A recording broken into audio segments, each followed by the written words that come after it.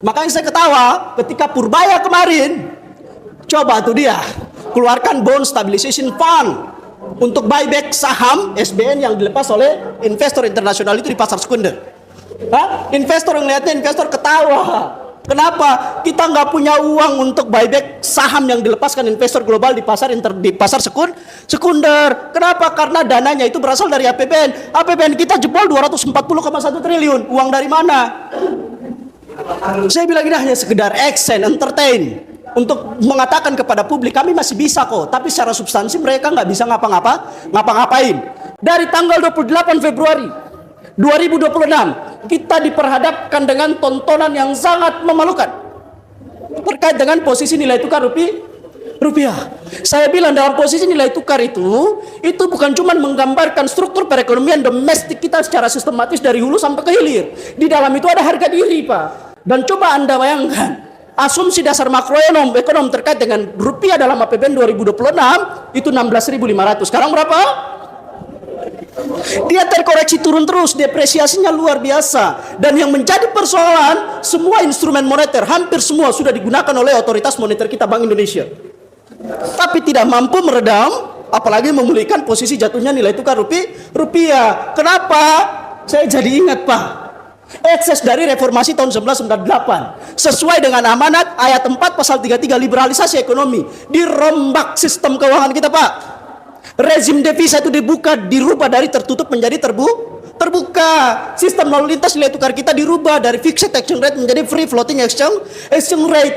Sistem rezim devisa terbuka itu artinya apa? Tidak ada ketegasan dari negara. Negara dilepaskan kedaulatannya untuk mengatur terkait dengan hilirisasi modal masuk keluar. Jadi investor itu bebas untuk kemudian masuk dan keluar pasar uang Indonesia, itu pasar obligasi dan pasar saham, itu terserah mereka. Yang kedua, sistem nilai tukar free floating exchange rate. Ini rupiah itu Bank Indonesia tidak punya kekuatan untuk menentukan nilai tukar rupiah. Batas atas sama batas under value-nya berapa itu dia nggak bisa, Pak. Makanya ketika rupiah jatuh sekarang itu dia, Bank Indonesia itu nggak mampu bilang rupiah bakal jatuh sampai batas gini, nggak bisa. Dia nggak bisa bikin batas under value. Karena apa? Dia udah hilang kedaulatan itu. Artinya apa? Nilai tukar rupiah itu ditentukan dari seberapa besar modal asing yang masuk dan seberapa besar modal asing yang keluar. Masih berdaulat nggak kita? Nilai tukar rupiah kita, rezim devisa kita diintervensi oleh orang perorangan di pasar keuangan, pasar obligasi sama pasar saham. Kita nggak bisa apa-apa, dan itu terbukti sekarang. Ketika investor hilang kepercayaan karena fundamental ekonomi kita rapuh, kita nggak bisa menahan mereka untuk nggak keluar. Yang kedua, kita bicara dari sisi hermeneutik atau tafsir teksnya. Tafsir teks ini kita bicara Pancasila itu bukan sebagai naskah yang sifatnya mati. Hidup dia, berkembang sesuai dengan perkembangan zaman. Ini yang disebut sebagai living constitution atau living law. Itu kan catatan pentingnya. Cuman kalau ditarik relasi untuk kemudian melihat pemaknaan Pancasila dengan menggunakan metode tafsir hermeneutik ini, saya sampai sekarang tuh nggak pernah menemukan penerapan Pancasila sebagai sebuah sistem hukum norma yang rigid menjadi pedoman politik untuk mengatur kehidupan masyarakat Indonesia, itu nggak pernah. Kalau Pancasila sebagai seperangkat nilai moral yang ditafsirkan secara sebagian-sebagian masuk ke dalam aturan perundang-undangan mungkin ada. Tapi kalau Pancasila sebagai sistem nilai yang tertata secara rapi, komprehensif, diterjemahkan ke dalam undang-undang pelaksana, sejauh ini saya nggak pernah melihat itu, Pak. Saya nggak pernah melihat itu. Bahkan dalam konstitusi pun itu, Pancasila itu saya nggak lihat ada nyawanya, ada penafsirannya. Kenapa? Karena saya baca riset dan laporan dari Komisi Konstitusi yang menanggapi proses amandemen konstitusi yang keempat itu di tahun 2002. Dan di sana ternyata hampir semua pasal dalam batang tubuh konstitusi itu punya masalah. Dan masalahnya bukan masalah teknis, bukan masalah bahasa, tapi masalahnya adalah masalah prinsipal, dualisme ideologi. Banyak pasal-pasal dalam konstitusi itu yang dualisme ideologi. Ini riset hasil temuan dari Komisi Konstitusi. Misalnya saya balik lagi, Pak, bab 14 pasal 33. Kalau kita merujuk kepada pengaturan original intensnya, cuma ada ayat 1, 2, 3. Tapi ketika amandemen itu terjadi sang terakhir, ditambah ayat 4-nya. Penambahan ayat 4 ini masalah. Penambahan ayat 4 ini dalam sejarahnya yang mengakibatkan Prof. Mubiarto itu keluar dari ruangan. Kenapa? Karena sebelum mereka, mafia Berkeley, angkatan keempat yang dipimpin oleh Sri Mulyani itu Menteri Keuangan terbalik itu. Sri Mulyani itu sebelum mereka berusaha memasukkan ayat 4, mereka berusaha untuk menghapus ayat 1, 2, 3. Karena dianggap sudah tidak sesuai dengan relevansi perkembangan zaman. Demokrasi ekonomi itu nggak bisa masuk ke situ. Globalisasi ekonomi itu nggak bisa masuk. Karena ayat ini ayat yang sifatnya kaku sekali dalam konteks menerima perkembangan zaman itu. Makanya harus dihapus ayat 1, 2, 3 tuh. Asas kekeluargaan, perekonomian disusun berdasarkan usaha bersama itu dihapus semua. Akhirnya apa? Prof. Mubiarto bilang, saya nggak mau bertanggung jawab terhadap masyarakat Indonesia. Itu dari UGM keluar, silahkan kalian lanjut. Saya pecat diri saya sendiri dari tim khusus yang kemudian ditugaskan untuk merevisi ayat itu, pasal itu. Akhirnya apa? Ditambahkanlah ayat 4. Dalam ayat 4 itu ada sekitar 3-4 terminologi yang basisnya adalah ekonomi pasar. Yang paling mencolok adalah efisiensi berkeadilan, Pak. Kata efisiensi disandingkan dengan kata berkeadilan, hubungannya di mana? Efisiensi itu nggak bisa adil, Pak. Efisiensi itu nggak bisa adil. Efisiensi itu artinya apa? Akumulasi pasar. Ekonomi digerakkan berdasarkan akumulasi pasar dan akumulasi modal orang-orang berduit, oligarki itu.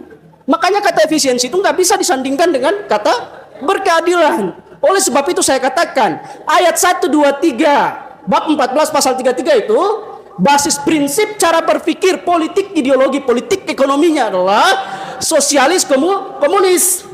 Ayat 4-nya adalah kapitalis. Coba Bapak bayangkan, dalam satu pasal konstitusi, itu dualisme ideologi, bercampur baur itu. Menciptakan ketidakpastian hukum, mana yang mau kita anut. Aturan yang berbasis pada cara berpikir kapitalis, ataukah sosialis marxis. Tapi kenyataannya yang digunakan oleh pemerintah Indonesia untuk membentuk politik hukum dan konfigurasi politik. Konfigurasi politik itu sederhananya adalah wajah politik kekuasaan yang tercermin lewat regulasi dan kebijakan publik yang diambil. Itu adalah kapitalis pasar dia. Misalnya sekarang dari tanggal 28 Februari 2026 kita diperhadapkan dengan tontonan yang sangat memalukan terkait dengan posisi nilai tukar rupiah. Saya bilang dalam posisi nilai tukar itu bukan cuma menggambarkan struktur perekonomian domestik kita secara sistematis dari hulu sampai ke hilir. Di dalam itu ada harga diri, Pak. Di dalam itu ada kepercayaan. Dan coba Anda bayangkan, asumsi dasar makroekonom terkait dengan rupiah dalam APBN 2026 itu 16.500. Sekarang berapa? Dia terkoreksi turun terus, depresiasinya luar biasa. Dan yang menjadi persoalan, semua instrumen moneter, hampir semua sudah digunakan oleh otoritas moneter kita, Bank Indonesia. Tapi tidak mampu meredam, apalagi memulihkan posisi jatuhnya nilai tukar rupiah. Kenapa? Saya jadi ingat, Pak. Ekses dari reformasi tahun 1998 sesuai dengan amanat ayat 4 pasal 33 liberalisasi ekonomi, dirombak sistem keuangan kita, Pak. Rezim devisa itu dirubah dari tertutup menjadi terbuka. Sistem lalu lintas nilai tukar kita dirubah dari fixed exchange rate menjadi free floating exchange rate.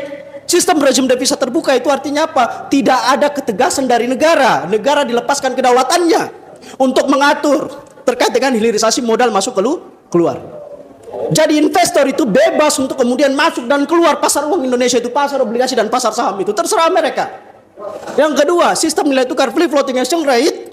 Ini rupiah itu Bank Indonesia tidak punya kekuatan untuk menentukan nilai tukar rupiah. Batas atas sama batas under value-nya berapa itu dia nggak bisa, Pak.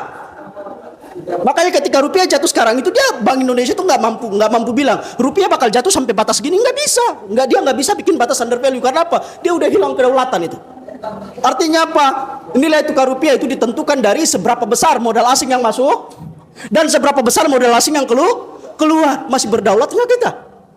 Nilai tukar rupiah kita, rezim devisa kita diintervensi oleh orang perorangan di pasar keuangan, pasar obligasi sama pasar saham. Kita nggak bisa apa-apa, dan itu terbukti sekarang. Ketika investor hilang kepercayaan karena fundamental ekonomi kita rapuh, kita nggak bisa menahan mereka untuk nggak keluar. Mereka melakukan aksi jual masif, sell off. Yang bisa kita lakukan adalah tampil sebagai lembaga pemadam kebakaran. Makanya saya ketawa ketika Purbaya kemarin, coba tuh dia keluarkan bond stabilization fund untuk buyback saham SBN yang dilepas oleh investor internasional itu di pasar sekunder. Investor yang lihatnya, investor ketawa.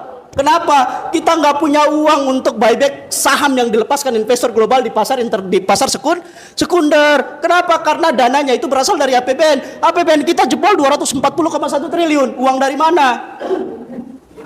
Saya bilang ini hanya sekedar action, entertain, untuk mengatakan kepada publik kami masih bisa kok. Tapi secara substansi mereka nggak bisa ngapa-ngapain.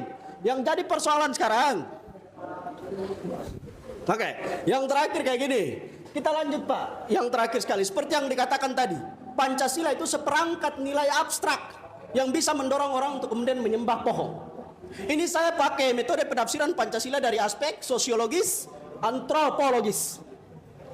Maksudnya bagaimana? Pancasila ditafsirkan dari aspek sosiologis, antropologis. Itu bahwa ada keterikatan makna antara sila 1 sampai sila kelima. Mana yang menjadi kepalanya? Yang menjadi kepalanya adalah sila yang pertama, ketuhanan yang Maha Kalau saya sependapat dengan Rocky Gerung, pasal ini adalah pasal yang mengajak orang untuk menjadi ateis. Di dalamnya itu beragama bertuhan itu bukan sesuatu yang wajib. Ingat, itu adalah pilihan. Makanya tadi dibilang sama Ustadz, kalau orang nggak zakat bagaimana? Hukumannya oleh negara apa Ustadz? Nggak ada kan? Itu dia maksudnya, menyembah pohon tadi. Kenapa? Karena pasal ini mengajak orang untuk jadi ateis secara tidak langsung.